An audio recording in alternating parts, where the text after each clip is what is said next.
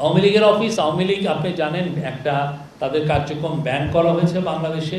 তারা বাইরে কি করছে আমাদের অবশ্যই আমরা মনিটরিং করছি। তারা যদি বাংলাদেশে বাইরে থেকে এমন কোনো অ্যাক্টিভিটিস করে যে আমাদের এখানে ইনস্টেবিলিটি ক্রিয়েট করতে চায়, অবশ্যই আমরা এটা মনিটর করছি, আমরা দেখছি। আমরা এই বিষয়ে আরও কংক্রিট ইনফরমেশন আমাদের গ্যাদার হলে আমরা আপনাদেরকে জানাতে পারবো। বডি ক্যাম্প, কালকে এটা নিয়ে বিস্তারিত আলোচনা হয়েছে। আপনারা জানেন পুলিশের সম্ভবত অলরেডি 10,000 বডি ক্যাম্প আছে। আমরা আরও 40,000 বডি ক্যাম্প সংগ্রহ করার চেষ্টা করছি। এটা খুব দ্রুতই করা হবে, করে যাতে পুলিশকে খুব দ্রুত এটা নিয়ে এক ধরনের ছোটোখাটো ট্রেনিংও দেওয়া হয়, যাতে এই বডি ক্যাম্পটা খুবই ইলেকশন, আমাদের তো 47,000 ভোটিং বুথ আছে, তো 47,000 ভোটিং বুথে প্রত্যেকটা বুথেই যাতে একটা বডি ক্যাম্প থাকে, কোনো একটা মানে বডি ওয়ার্ন, মানে আপনার এটা চেস্টের মধ্যে এটাও পড়ে থাকেন।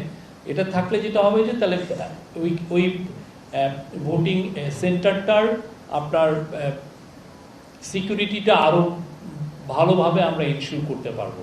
এবং এটা এমনভাবে এটা এআই দ্বারা পাওয়ার থাকবে, ফলে যেটা হচ্ছে যে এটা মনিটর করা যাবে ডিস্ট্যান্স জায়গা থেকে। ধরেন এসপি বা ওসি উনি মনিটর করতে পারবেন কি হচ্ছে, যদি ওই জায়গায় কোনো ধরনের ল অ্যান্ড অর্ডার সিচুয়েশন একটু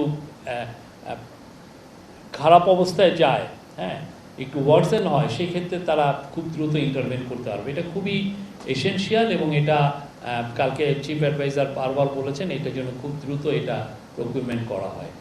কালকের মিটিংয়ে জাহাঙ্গীর আলম চৌধুরী ছিলেন, আমাদের home adviser, special assistant on home of chief adviser Khodabakhsh Chowdhury ছিলেন, ফয়েজ তাইব আহমেদ ছিলেন। এটা নিয়ে অনেক বিস্তারিত আলোচনা হয় এবং সেখানে কোন কোন দেশে এগুলো হচ্ছে, কিভাবে তারা ইউজ করছে, সেগুলো নিয়েও যথেষ্ট আলোচনা হয়।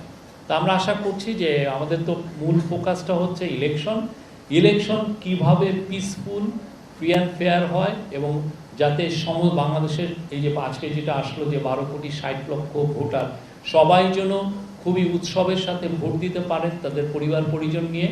সেই জন্যই আমরা তাদের প্রত্যেকটা ইলেকশন সেন্টারের 47,000 প্রত্যেকটা যাতে আমরা সিকিউরিটি ইনশিওর করতে পারি, সেই জন্য এই বডি ক্যাম্প প্রকিউরমেন্ট করা হচ্ছে।